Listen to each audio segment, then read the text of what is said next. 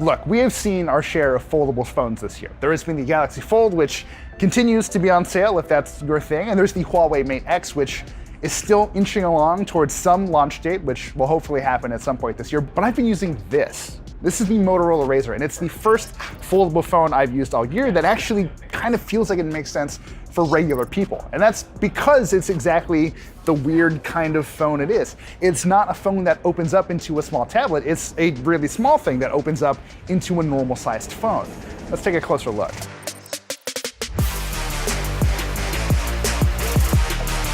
Right off the bat, I have to gush a little bit. This is a really impressive technical feat, not just because Motorola took the classic Razr design and updated it with a foldable display, but because the hinge mechanism that drives this display, that makes it possible, feels really, really clever. When you open and close the phone, a bit of it actually extends down into this chin thing, which among other things houses the antenna. This is probably the most impressive foldable phone I've seen so far, if only because it seems to do the best job of making sure that it doesn't really feel like a foldable when it's open.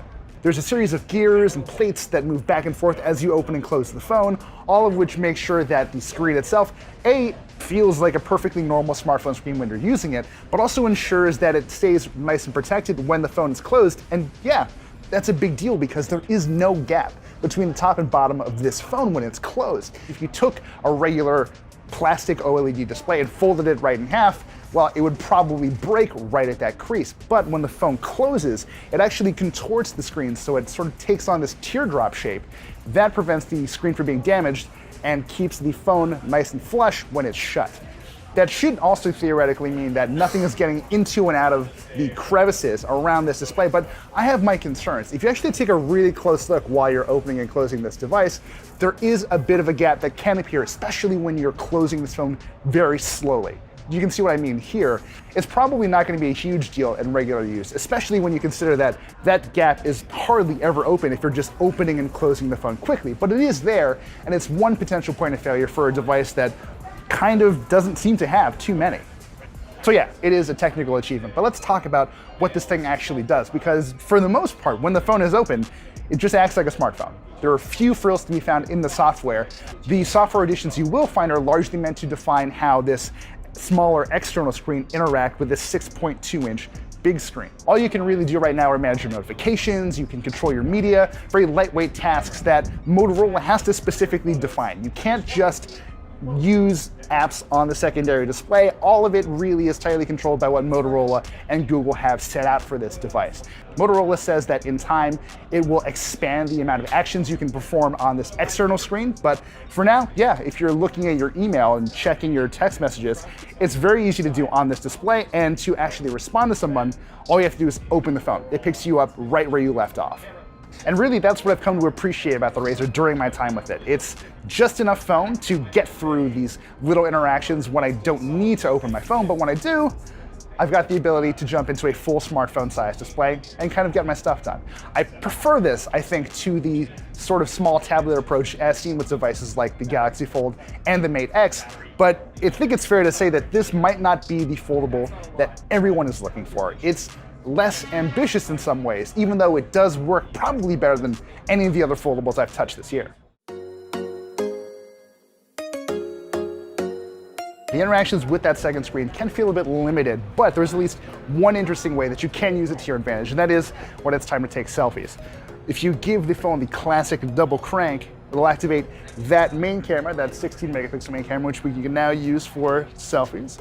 You can either tap a screen to take one smile, which sometimes works, or just use the volume keys. It's one of the more novel ways to use the secondary display, and it does seem to work quite well, but I want more out of this, and hopefully Motorola can deliver that in time. One of the most interesting things about the Razr so far is that Motorola says it didn't actually set out to build another Razr. This is just the foldable people told them they wanted. There are some really classic Razr design elements, like this chin, which, among other things, houses the fingerprint sensor, the USB Type-C port, and a set of bottom-firing speakers, which do get surprisingly loud, which they should, because there's no real speaker up here. There's not much in the way of stereo audio performance, but it sounds pretty good. I should also point out that this comes with 128 gigs of internal storage, but that is pretty much it. There is no micro SD slot for expandable storage, so you better hope that 128 gigs is all you're ever going to need.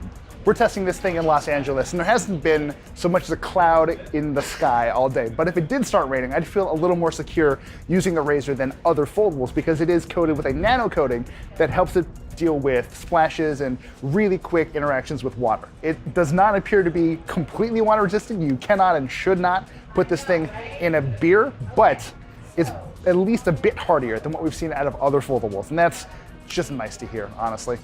There are a few other things to keep in mind, like the fact that this runs a Snapdragon 710 chipset with 6 gigs of RAM, which is perfectly fine. It's handled everything I've thrown at it without too much trouble at all, but it's definitely not a flagship device, which is pretty clear from the conversations I've had with everyone here. This is a design-first device.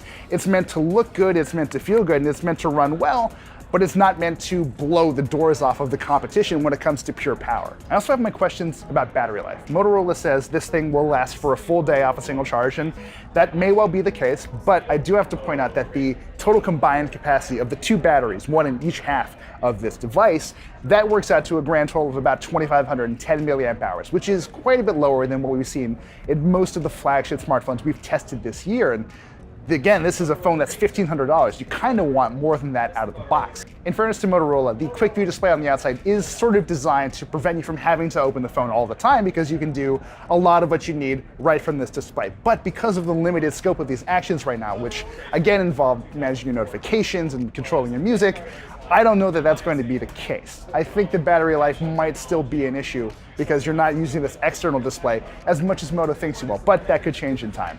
We also need to take a minute to talk about this camera. It's one camera on the front, which also works as the camera on the back, obviously. This is a 16 megapixel sensor with an f1.7 aperture. It takes pretty decent photos right off the bat, and it has a slew of AI optimizations to kind of help give it tools to react to different situations. So if you're shooting food, it'll activate a food mode. If you're shooting in the dark, it'll activate night mode. Things like that that are meant to make the process of using the camera much smoother. I will say, again, that for a $1,500 phone, I kind of do want a bit more ambition out of this camera, especially when Motorola is doing some truly weird, interesting stuff in the rest of its one devices. We've got, 3 or 4 cameras baked into one phone.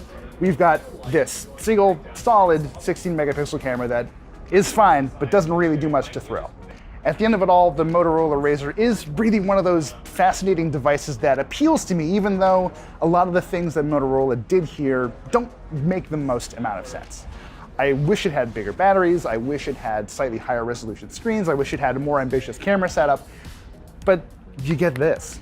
You get a phone that fits in your pocket really easily and gives you the ability to just hang up on people like the old days. There is a potent power in that you just don't get from a lot of other smartphones, especially other foldables. We'll obviously have to test the Motorola Razr for much longer than the time I've had to get a sense of whether this is the foldable for everybody. But in my early time with it, my gut kind of says yes. It is compromised, for sure. This is, by Motorola's own admission, a design-first phone, and there are shortcomings that come with that. But again, it does feel like the first foldable phone that might work for actual people, and there's a power in that kind of accessibility that we've just not seen out of the other foldables we've seen this year. So stay tuned.